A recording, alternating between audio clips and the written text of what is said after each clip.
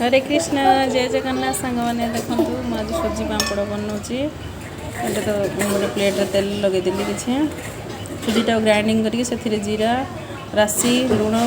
सब भाग माप कर मिसिक रखी गोलैकी तेल लगे किसी बैटर देली देखिए चारिकड़ जमी खेल सेमती लगे बुलेदेली प्लेटा को तापर गोटे डेक्ची पानी गरम कर मुहर कपड़ा बांधिकी से प्लेटा रखीदेली गोटे घोड़णी देदेली जहाँफल कि सेटा टे बांफीज देखु बांफीगला आपको आम ए बाहर कर गोटे पानी रखी गोटे पानी पात्र पकईदे ठंडा हो गले बाहर करवा आ गोटे प्लेट दे दूसरी मुझे समय भितर एबे प्लेट टी ठंडा हवा लगे या बाहर करवा गोटे चाकू साहाय्य धीरे धीरे साइड्रु बुले बुले आम बाहर करवा देखु केते सुंदर भाव में बाहर जाऊँगी पानी में पकईला के सुंदर भाव में बाहर जाऊँगी देखिपे देखो मुझे हाथ में बाहर कर दूची देखु वाव तो सुंदर बाहर देखो पूरा गोल गोल होती कुआड़े किसी भांगिनी कि ना देखिपे मुझे बाहर कर गोटे प्लेट रखुची एवं गोटे अखा रखी पंखा तले से अखार सब नहीं आम पकईदे पर आम खरार सुखेबा देखो मुझे गोटे गोटे बाहर कर रखीदेली एमती आगर भी मुझे किसी पापड़ बन देती आपण मन खाली देखापी ये आनिली देख गोटे गोटे सब पकईदेली आपको आम नहीं खरार सुखेदे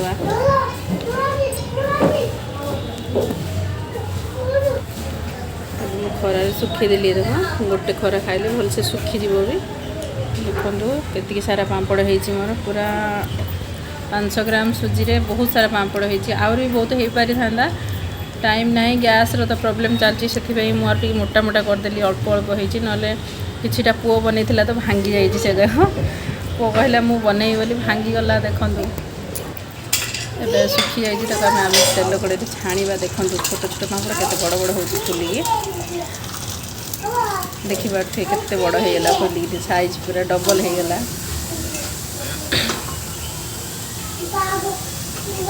गोटे दुटा पकई देखा आपको देखो केते बड़ पापड़ा फुलिला पर तार साइज डबल हो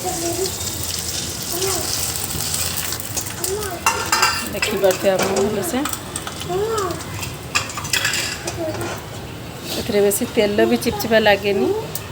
खाया बहुत टेस्टी गोटे थर बन देखु देखिपे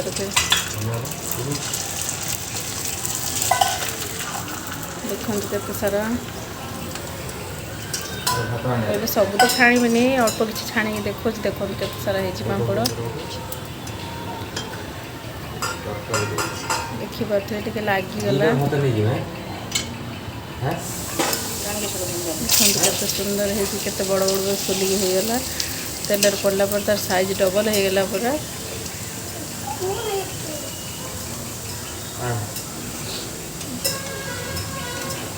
ଏବେ तो खरा सीजन सब पापड़ बन रखी दिंतु घरे वर्ष जाक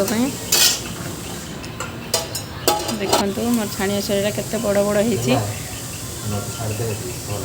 भल लगुले लाइक करेंगे शेयर करेंगे सब्सक्राइब करेंगे रोची जय जगन्नाथ जय श्री कृष्ण।